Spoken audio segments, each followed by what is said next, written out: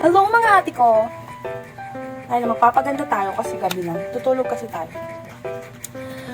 Alam niyo ba na kapag nag-o-offer ako ng insurance, lagi nilang sinasabi, insured na ako ng company. O di kaya, may card na ako sa company eh. O kaya naman, sinasabi nila, beneficiary naman ako ni husband ko. O beneficiary naman ako ni mama at papa ko. Well guys, ito lang masasabi ko.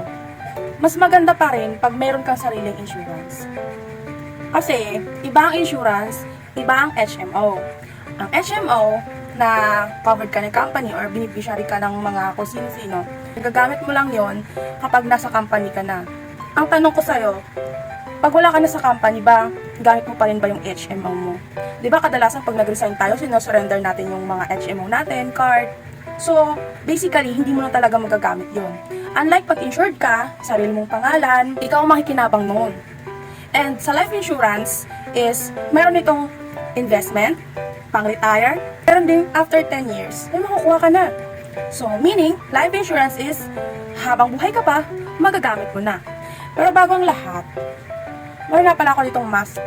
So, yan, papaganda din naman tayo, no? Kasi, nag-invest nga tayo ng insurance, mag-invest din tayo sa ating mga skin. Yan, ganyan. Kailangan natin alagaan ang sarili natin. Kaya naman kasi siya tinawag na life insurance, meaning magagamit mo habang buhay ka pa. At syempre, insurance, ibig sabihin, meron kang pwedeng ipamana sa pamilya mo.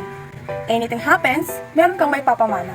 At syempre, pag life insurance, meron din yung pangpa-ospital. So in case na mangailangan ka, magkasakit ka, covered ka na.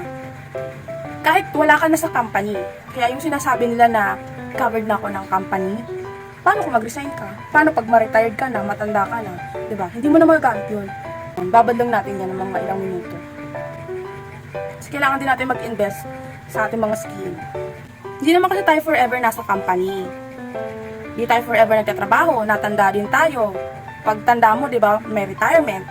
Kailangan tayo mag-retire. E paano pag tanda natin, magpapaalaga tayo sa mga anak natin? Siyempre, maging pabigat tayo nun. Hindi tulad ng kapag meron kang insurance, pag-aagawan ka nila, bes. Yan, hindi pantay. Pantayin natin. Ito nga palang nilalagay ko sa mukha ko, isa green tea mask stick. No, proven din siya sa mga sensitive skin. Pwede siya. At babad mo lang siya, ganyan. Diba? Para hindi puro stress. Tsaka pagka workaholic kang katulad ko, kailangan mo ring may skincare sa mukha. Yan, babad lang natin yan. After 15 minutes, pwede mo siyang hilamusan na, hindi mo sasabunan ulit. Hilamos lang. Okay. Bye-bye. Good night.